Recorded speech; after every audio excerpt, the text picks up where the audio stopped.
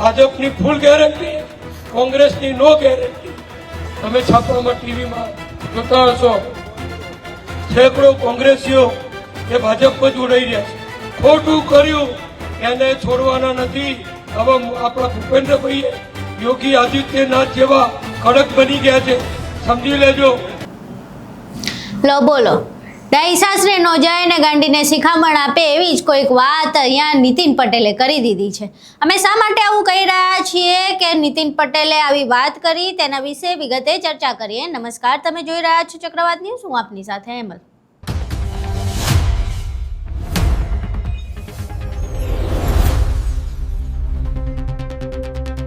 સ્થાનિક સ્વરાજની ચૂંટણીમાં ભાજપનો પ્રચાર કરતા દરમિયાન એક સભામાં નીતિન પટેલે લોકશાહીને બચાવવાની વાત કરી અને તેમણે કહ્યું કે જો કોંગ્રેસીઓ દ્વારા આચાર સંહિતાનો ભંગ કરવામાં આવશે, કોઈને નશાની વસ્તુઓ, સાડી કે પૈસાની લાલચ આપવામાં આવશે તો પછી ચૂંટણી પંચ તેની ખેર નહીં કરે. સરકારે ચૂંટણી પંચને આ માટે આકરા પગલાં લેવાની વાત કરી દીધી છે. હવે જે મુખ્યમંત્રી ભૂપેન્દ્ર પટેલ છે તે યોગી આદિત્યનાથ જેવા કડક બની ગયા છે. હવે જેણે કડીમાં અડધાથી ઉપરની બેઠકો બિનહરીફ કરાવીને લોકશાહીનું હનન કરી દીધું, એ નીતિન પટેલ આચાર સંહિતાની વાત કરીને લોકશાહી બચાવવાની વાત કરી રહ્યા છે. કેવી નવાઈની વાત છે ને. પહેલા અહીં નીતિન પટેલની એ વાત સાંભળીએ જેમાં તે કોંગ્રેસને આડે હાથ લઈ રહ્યા છે અને લોકશાહી બચાવવાની વાતો કરી રહ્યા છે.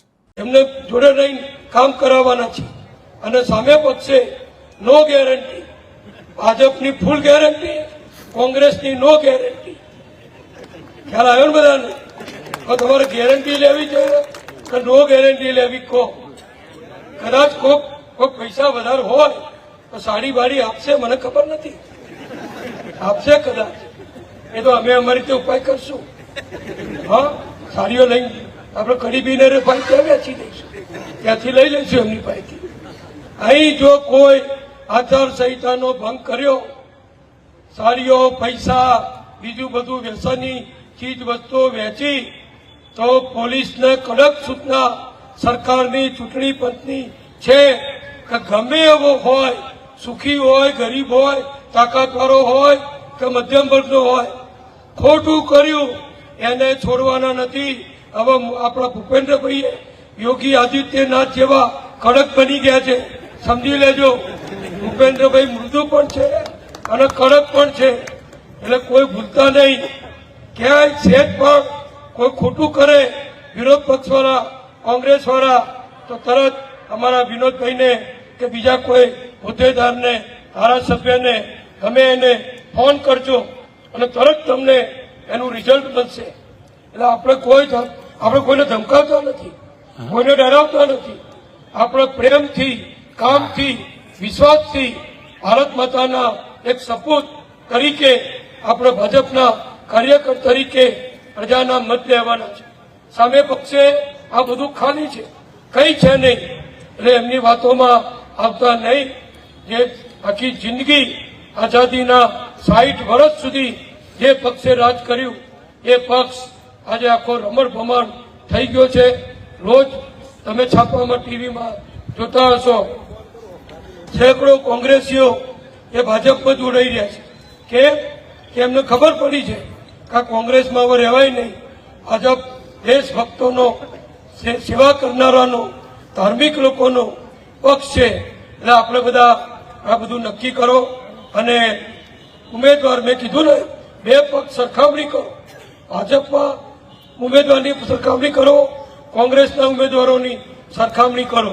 કોંગ્રેસની પાછળ કયા લોકો છે અને ભાજપની પાછળ આ જીતાડનારા કયા લોકો છે એ સરખામણી કરો, તો તમારે બીજું કોઈ વસ્તુ જોવાની જરૂર નથી. મને આશા ને વિશ્વાસ છે કે મતદાનના દિવસે બધા ગરમી હશે, બધા જ.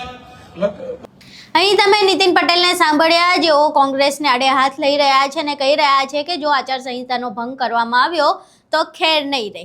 સાચી વાત છે, આચાર સંહિતાનો ભંગ ન જ થવો જોઈએ. લોભ, લાલચ કે પછી કોઈ પણ પ્રકારની જે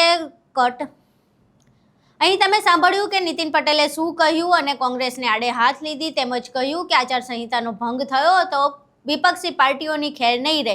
સાચી જ વાત છે નીતિન પટેલની, જે પ્રમાણે કહ્યું આચાર સંહિતાનો ભંગ ન જ થવો જોઈએ. કોઈ પણ લોભ, લાલચ વડે જે જનતાનો મત છે એ ન જ ખરીદાવો જોઈએ, પરંતુ કમસે કમ જનતાને મત આપવાનો અધિકાર તો મળવો જોઈએ ને સાહેબ. તમે તો કડીમાં જે માસ્ટર સ્ટ્રોક રમ્યો અને સરે આમ તમે એનો શ્રેય પણ લીધો કે કડીમાં જે અડધાથી ઉપરની બેઠકો બિનહરીફ થઈ છે તે તમારા કારણે થઈ છે. તો જે અડધા ઉપરની જનતા છે કડીની, જે મત નથી આપી શકવાની, એમની લોકશાહીનું શું? ત્યાં તો તમે જવાબ નથી આપતા. જ્યાં તમે લોકશાહીનું હનન કર્યું છે ત્યાં તમે કંઈ કહેતા નથી અને આચારસંહિતા બચાવવા માટે અને લોકશાહી બચાવવાની વાતો કરી રહ્યા છો. જેણે આખી કડીના અડધી જનતાનો મત આપવાનો અધિકાર છીનવી લીધો તે હવે આચારસંહિતા જાળવવાની વાત કરે એટલે આ કહેવત પરફેક્ટ તેમના ઉપર ફિટ બેસે છે કે ડાઈ સાસરે ન જાય ને ગાંડીને શિખામણ આપે. તમે નીતિન પટેલનો આખો વિડીયો જોયો, આખી વાત સાંભળી, જે પ્રમાણે એમણે કોંગ્રેસ પર પ્રહાર કર્યા તે પણ સાંભળ્યું. હવે આખો વિડીયો જોયા બાદ તમારા શું મંતવ્યો છે અમને કોમેન્ટ બોક્સમાં જરૂર જણાવજો. વિડીયો પસંદ આવ્યો હોય તો વિડીયોને લાઇક કરજો, શેર કરજો અને અમારી ચેનલને સબસ્ક્રાઇબ કરવાનું ભૂલશો નહીં. નમસ્કાર.